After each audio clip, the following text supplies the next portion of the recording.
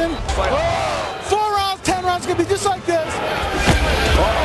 He's too stupid to run. He'll stand up and get knocked out. At the start of the 90s, two heavyweights stood out as pure entertainment machines. Mike Tyson Tyson is invited. And there was an uppercut. And Eric Butterbean. Both were known for crushing opponents, Hold on. Serious trouble, and down he goes. breaking jaws, Here comes Butterbean in. Good right hand, left hand, down goes Jagan, hits and his bringing raw chaos inside the ring. But fans didn't care about resumes or belts. They wanted blood science. One question kept popping up everywhere. What happens if these two human wrecking balls collide? One built like a pit bull, the other built like a vending machine that punches back. Today, we're breaking down why Tyson and Butterbean were walking nightmares, and how a fight between them would realistically end before the popcorn got cold. Tyson showed up in the mid-'80s and started terrorizing the heavyweight division like it owed him money. Going down, Izzy, these big swinging hooks to the body from Tyson. 1 year in, and he was already champion. Of all time. Bangs the body. Wow, with that uppercut is Tyson. Catches him with a right left hook, and he goes down. Knocking people out so fast, the refs barely got exercise. At the same time, Butterbean was still in spectator mode, just food on the table, and Tyson on the TV. He had never thrown a punch professionally, but he never missed a Tyson fight either. Butterbean's favorite was Tyson versus Ruddock, because that wasn't a boxing match.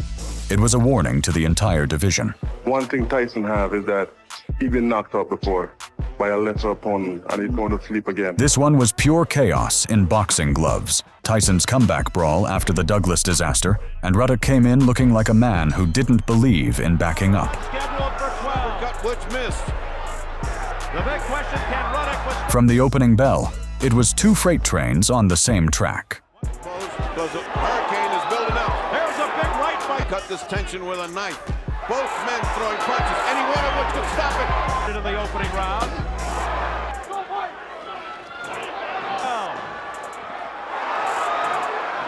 By round 3, Tyson landed a monstrous left hook that actually dropped Ruddock. Down goes Ruddock.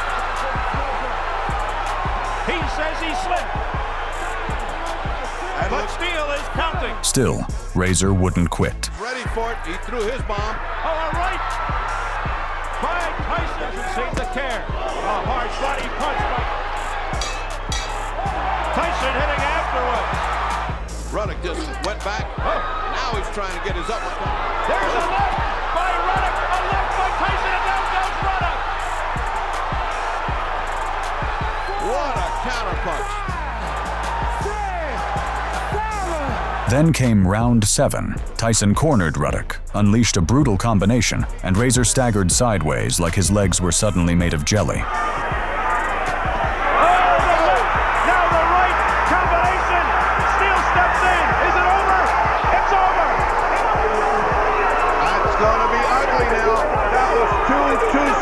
Ruddock's corner stormed the ring, furious at the stoppage, and security had to step in before it became a second fight. Tyson kept flattening people, and Butterbean took it as a personal sign from the universe. That's when he decided working out might be useful. Then came his first real test, Doug Norris, basically the worst personality type to stand in front of Butterbean. Tough man contest. He won several regional tournaments. He tried to stay slick, circling around like he was in a chess match instead of a Butterbean fight. Problem is, Butterbean doesn't play chess.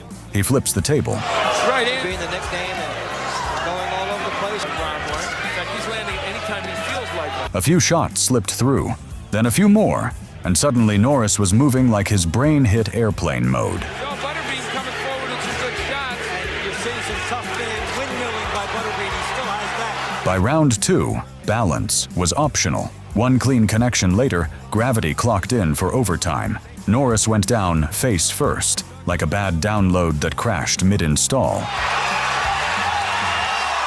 it's wild now, folks, and there goes Doug Norris. It's over. Myself is Esch.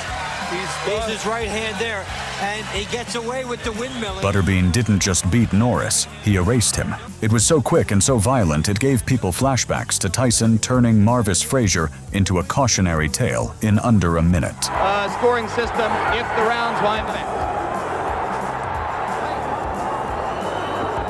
Uppercut, and Marvis is hurt. Frazier is down. Joe Cortez moves in to have a look, and he's going to stop the fight. And the good news is I believe Marvis Frazier is standing up. There's a big crowd in that corner of the ring. Mike Tyson is going back over there now. We'll take another look live at what is happening in the ring after you finish seeing this third replay. While Tyson was busy knocking people out like it was part of his monthly subscription, Butterbean was doing the same thing on his own side of chaos, until the boxing world finally asked a dangerous question. What happens when Tyson gets hit back? And that's when he squared off against Frank Bruno. It was chaos wrapped in leather gloves. Tyson came out like a runaway freight train, and within seconds, bang, Bruno was on the floor from a vicious right hand. Showing that he's not afraid, hanging on. Bruno's already tagged with a right hand. And down goes Bruno for the first time in the fight. The crowd thought it was over already, but Bruno wasn't done, and did something almost no one had managed before. Bruno has all the pride of England standing for him. He gets tagged again by a right hand. He's trying to hang on to Mike and hit. Mike is just looking for an opportunity. Now Frank comes very slowly across the ring. He knows he's in with a ball. Tyson gets nailed with a left hook. Tyson looks wobbly as he attacks Bruno, but he was caught by a shot by Frank Bruno. Tyson trying to fight back. A left hook right hand combo that made Iron Mike blink and later admit he saw white lights. But Tyson was a problem you couldn't solve with one punch. Tyson misses. The right hand catches Bruno. Left hook. Bruno looks ready to go. Now is when he's got to hang on. By round 5, the end was inevitable. Tyson cornered him, ripped through Bruno's guard, and unleashed a savage combination that left Frank slumped on the ropes like a man out of gas. Not that time, and Tyson knows it. Tyson trying to attack now to finish him off. Tyson gives him room to come off the ropes. Scores with the uppercut, lands her big right hand. Bruno's in big trouble now. He's ready to go. He hits him with a right hand, lands. Tyson knows he's got him in big trouble. If he doesn't answer it, Richard Steele has moved in and has stopped the fight.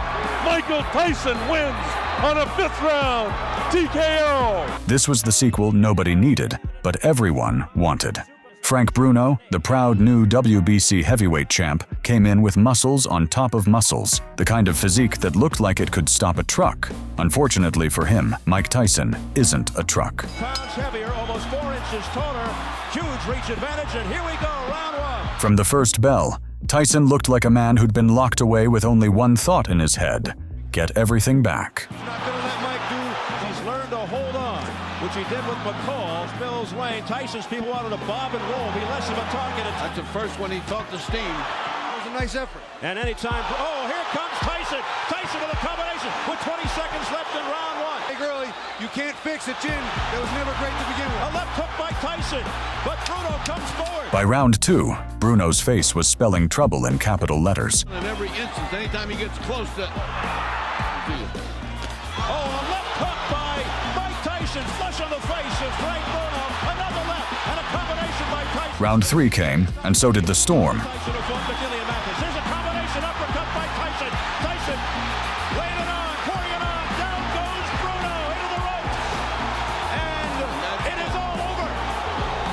It is all over here in round 3. Mike Tyson is champion again. Look at it. Mike lands a body shot there and then the hook. And then what he does best, he comes up, another hook and right hand. You'll see him rip the uppercut. There's one. Bruno is out, and now it's just a matter of pummeling and finishing the job. The coup de grace, done. Next up for Butterbean is Sean Egan. And honestly, this was courage mixed with very poor life decisions. The moment he showed up, it felt like the safest move would have been staying in the locker room and claiming a sudden allergy to boxing gloves. Good right hand by Butterbean. Parody in the look of two fighters' bodies, and Bean is opening up. Fagan trying to answer back. Pro this year, this is his 9th professional bout this year. Out of Overland Park, Kansas, and he may want to take the first plane back to Kansas tonight. Here comes Butterbean in. Good right hand, left hand, down goes Jagan, hits his head hard, fight is over. Right hand to the body, followed up with a right hand to the head. Combination left and right, down goes Jagan, hits his head very hard on the canvas. Jose Ribalta walked in ranked number 10, tall, confident, and looking like he might actually survive a few rounds. Ribalta's jab was supposed to keep Tyson off him, but Tyson slipped under it like a snake and started rearranging his ribs with body shots. To take anything away from, not to try exchange punch for punch. He can't do that. In round 2, Tyson landed a short right hand that sent Ribalta down like someone unplugged his controller. Hand by Mike Tyson is invited. And there was an uppercut. What a shot. But the man got up only to keep tasting leather for 8 more rounds.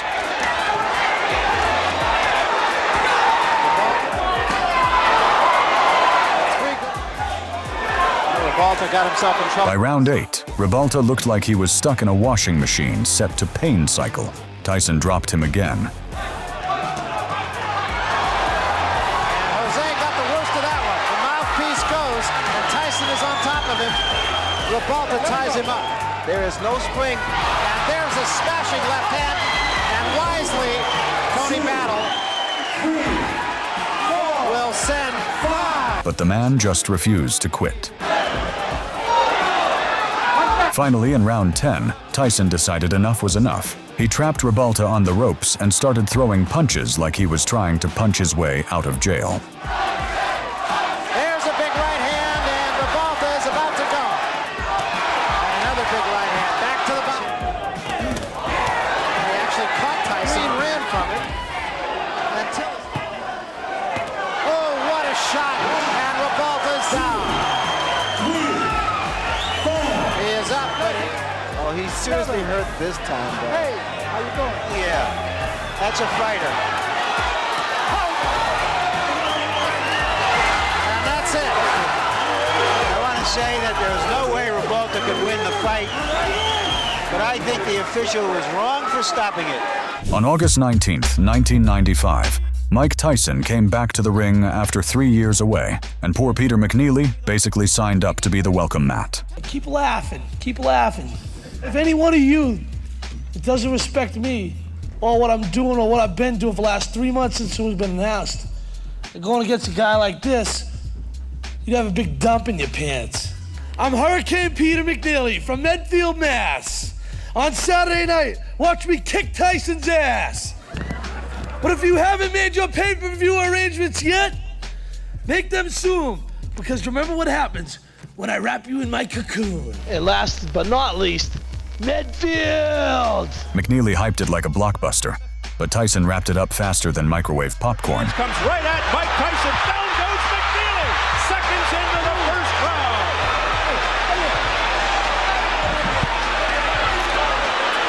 Tyson seeming to just hang back there waiting for that. Seconds into the fight, McNeely on the canvas. Oh, Tyson with a left hook, a right uppercut. Down goes McNeely again. He's very hurt.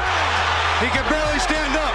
That's it. He quit. McNeely has quit. He didn't quit. His corner threw in the towel. he didn't quit at all. McNeely didn't quit at all. His corner didn't quit at all. By now, it was obvious these guys weren't on Tyson's level anymore. But over in Butterbean's world, things got messy. McNeely had snatched the Tyson fight that Butterbean wanted. So when Butterbean finally got McNeely, this wasn't just another bout on the record. Butterbean wasn't chasing a win, he was chasing payback. And certainly has had a long time where he was under drugs and heavy drugs. Let's go to this. Butterbean goes right to it.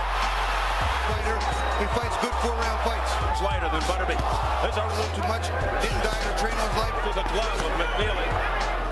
Oh, he missed with the right. He's in trouble, believe me. He's got He unleashed a storm of punches so fast the referee had to step in like traffic control at a demolition derby. Somebody knew something, but a little bit of money went on McNeely. Oh, McNeely's head back. Another uppercut. It's all Butterbean. McNeely ready to go. And that's it. Jane 80 steps in and stops the fight. McNeely stayed on his feet, but looked like he'd just survived a blender on full speed. That's enough. That's what you call overwhelmed. There's no one in the world today could beat me. When they announced this fight, fans thought they were getting a historic clash. the old master versus the young destroyer. But the truth, it was a time traveler's nightmare. The other day, I said it to the newspaper the other day that Mike Tyson can't carry my jockstrap. I'm going down in history, not Mike Tyson. He go down in history as the SOB. Larry Holmes walked in from the early 80s to meet a monster built for 1988. Holmes still had that iconic jab, that veteran calm, but Tyson didn't care about resumes or respect. Event that it is. Round 1. From the opening bell, Mike was charging like he'd been personally offended by history itself. Every punch had retirement notice written on it. Before the fight.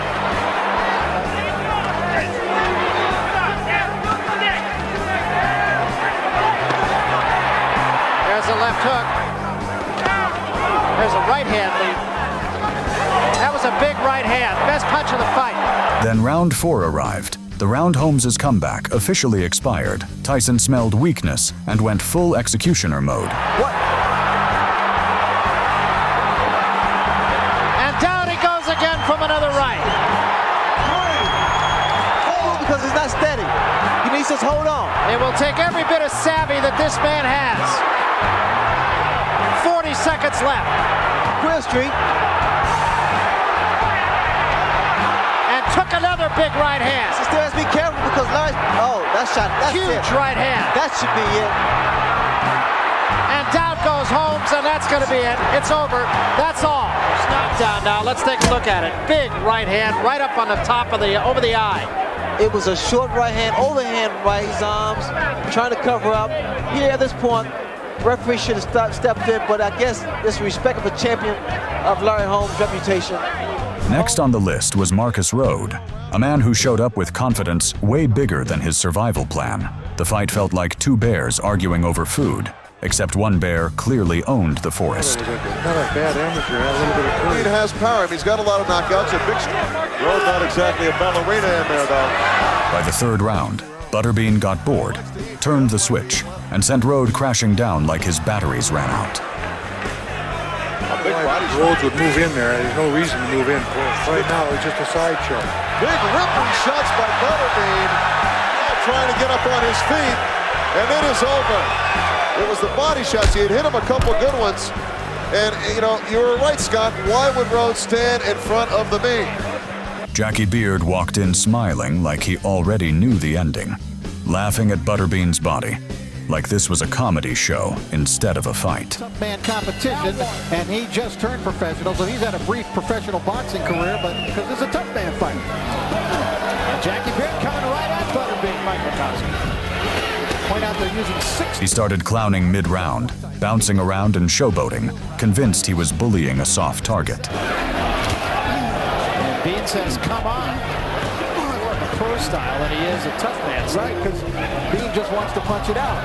Then Beard pushed it one joke too far and woke up the wrong side of Butterbean. The shoulder. That he really wanted to go 3 or 4 rounds with McNeely and still managed to get him out of there. Bean, no nonsense here. Beard's one heavy right hand shut everything down, and Beard hit the floor stiff as a fallen tree. dropped him, and I mean dropped him. That's it. He's still out. There it is. Good shot. When Mike stepped in with the most scandalous figure boxing ever tolerated, Andrew Gala. This audacious little rat was famous for having zero honor and a PhD in dirty tricks. A fighter who simply cannot stop himself from throwing low blows. Before the first punch was even thrown, the Iron Executioner froze him solid. One look from Tyson and the cocky idiot started trembling. The bell rang, and Tyson immediately went to work, taming the oversized rodent with pure industrial-grade fists. Gala, realizing he was hopelessly outmatched, fell back on his usual survival kit, cheap shots. And right then, feeling the cold blade of consequence at his neck, the stinking fraud did what he did best. He ran.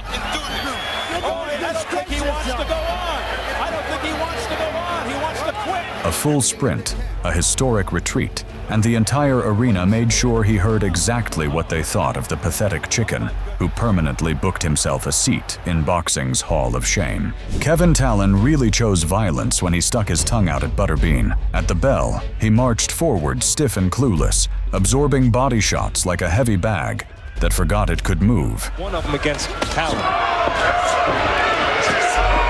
Talon with some counterpunching of his own. Butterbean missing with the right hand, scoring with a left and a right as Talon comes in. He somehow dragged himself through 2 rounds, long enough to believe the impossible. Trying to add his 30-second knockout.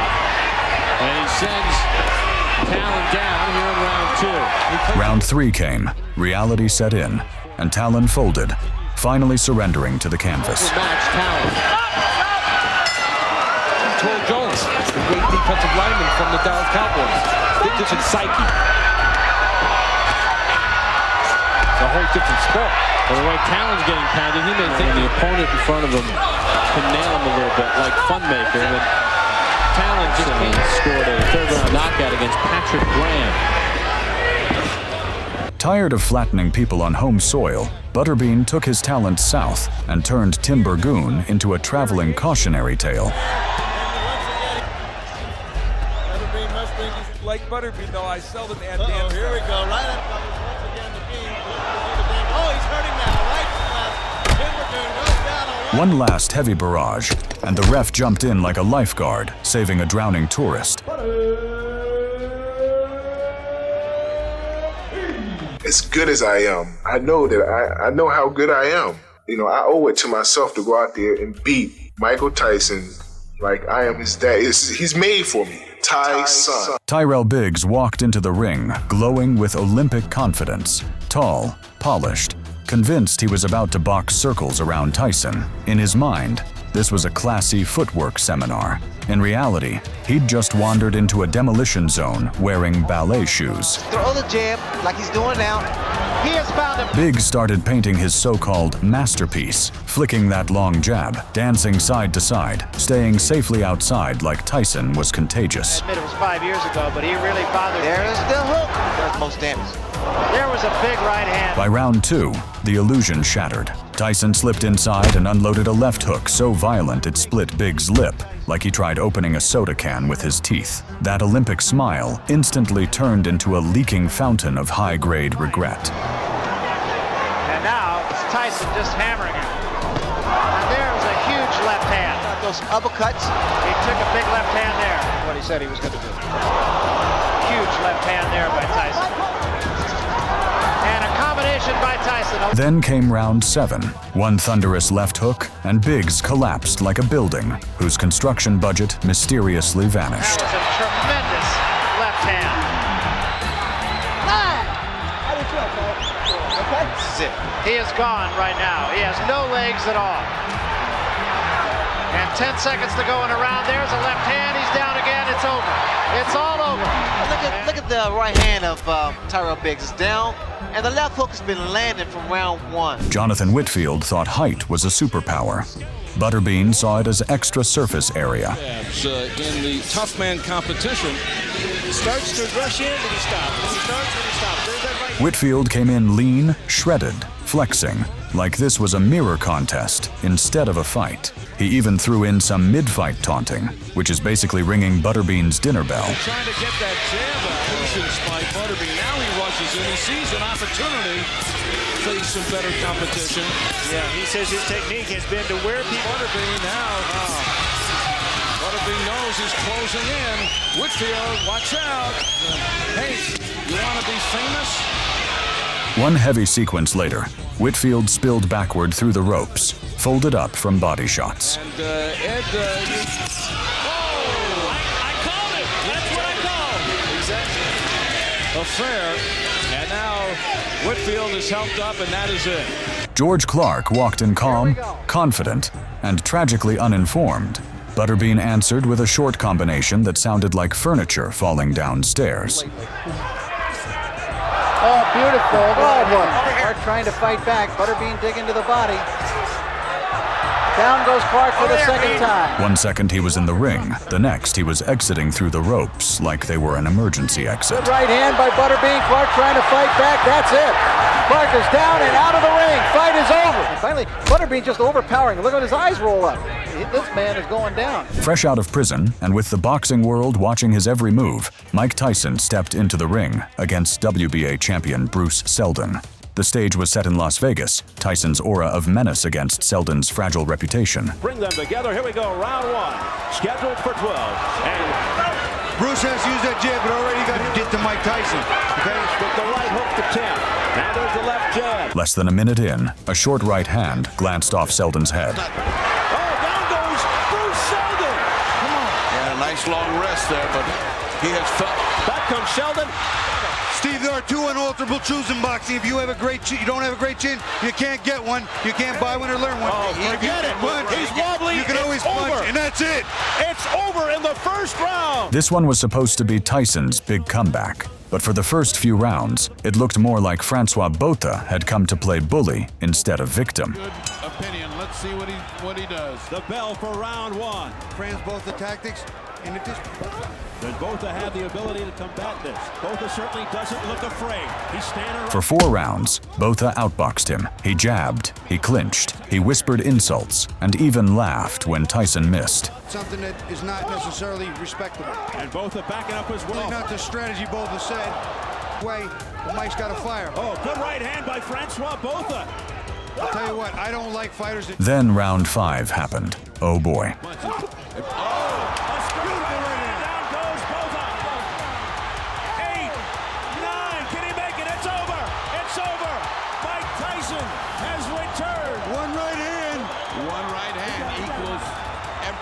Neutralizes everything that was happening to him. That's what happens when you got a great puncher. Tyson unleashed a short, savage right hand that detonated on Botha's chin like a small thunderclap. It was one of those punches you hear before you even process what you've seen. Butterbean's next victim was Patrick Graham, who came in way too confident for a man standing across from a walking demolition permit.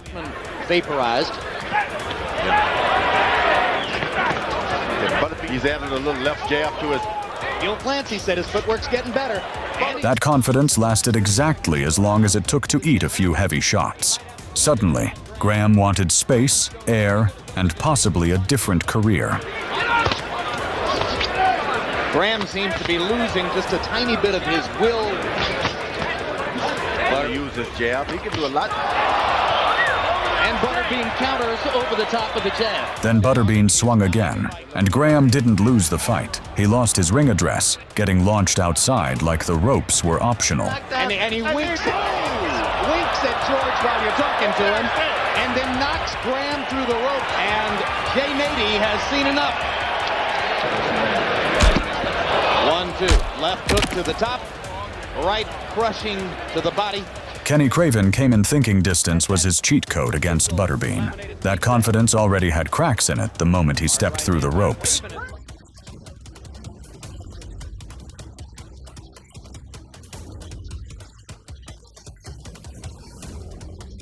Once trapped, the plan fell apart fast. Butterbean unloaded, arms swinging like he was clearing brush with his bare hands.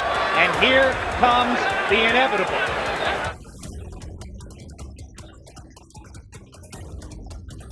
Craven absorbed the storm, froze up, and became part of the ropes. The referee stepped in before the beating turned into a crime scene.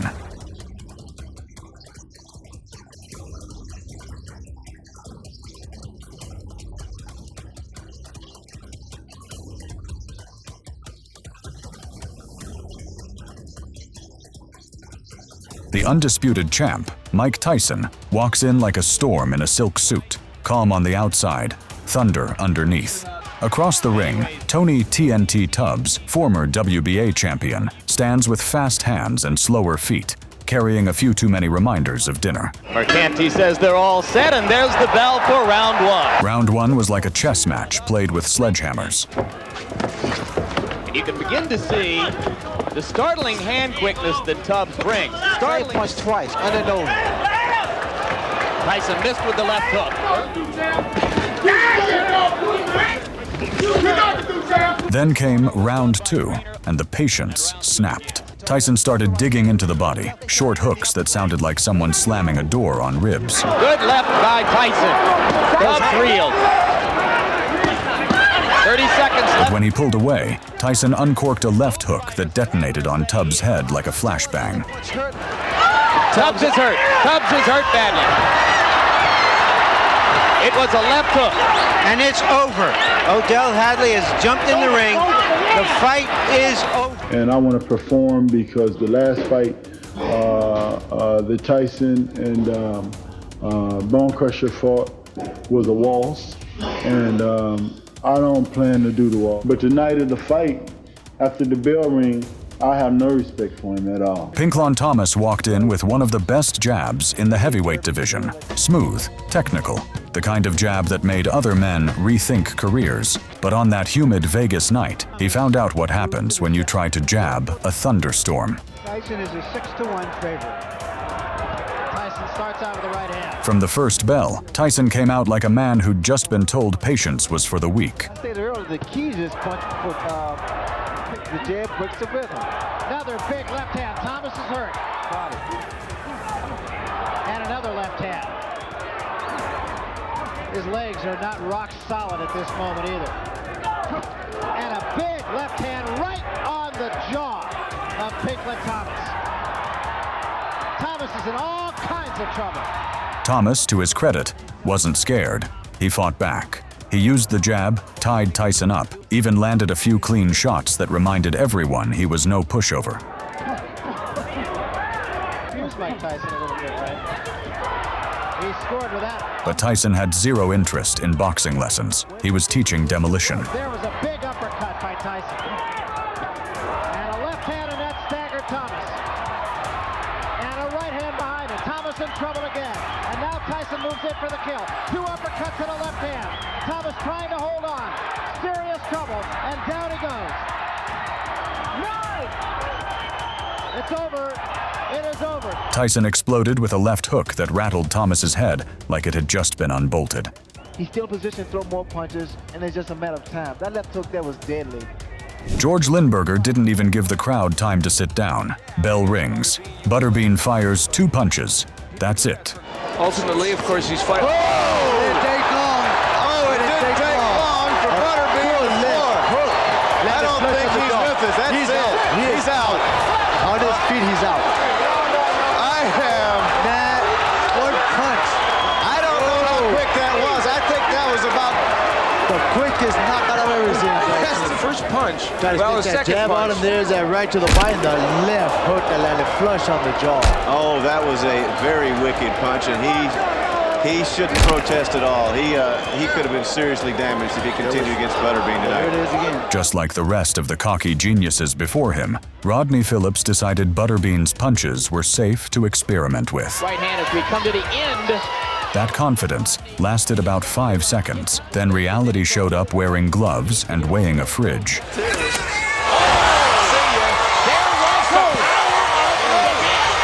Doesn't know where he's at, and it is over. To the waist, chin up in the air, and see ya. Big power. The Butterbean dropped the gauntlet. If this fight ever happened, it wouldn't be pretty. No matter how it ends, there's only one guaranteed winner here: the viewers, eating popcorn while 2 human disasters try to shorten each other's evening.